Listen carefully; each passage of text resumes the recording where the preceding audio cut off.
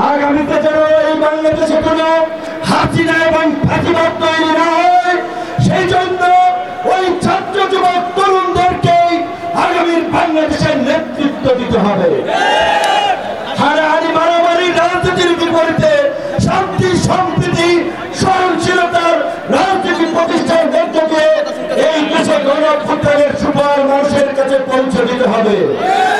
আগামীতে জাতীয় নির্বাচন, প্রত্যেক রাজনৈতিক দল নির্বাচনে অংশগ্রহণ করবে। গণ অধিকার পরিষদ একটি নিবন্ধিত দল হিসেবে চাট মার্কায় গণ অধিকার পরিষদ ইনশাআল্লাহ সারা বাংলাদেশে ৩০০ আসনে তারা নির্বাচনে অংশগ্রহণ করবে। আমাদের ছাত্র নেতা লালমোহন কুমিল্লা ২ আসন থেকে আমাদের চাট মার্কার প্রার্থী, আমাদের রাষ্ট্রীয় প্রিয়াঙ্ক ভাই কুমিল্লা ৬ আসন থেকে আমাদের দলের প্রার্থী,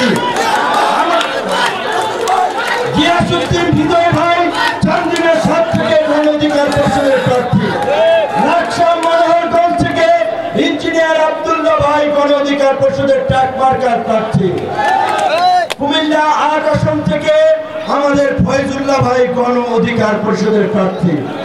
আপনারা দেখেছেন গতকালকে ঢাকায় ৩৬ জুলাই স্মরণে আমরা ৩৬ জন প্রার্থী ঘোষণার মধ্য দিয়ে এবং আজকের এই কুমিল্লার সমাবেশে আমাদের প্রার্থীদেরকে পরিচয় করানোর মধ্য দিয়ে সারা বাংলাদেশে আমাদের নির্বাচনী কর্মযজ্ঞ শুরু হয়েছে।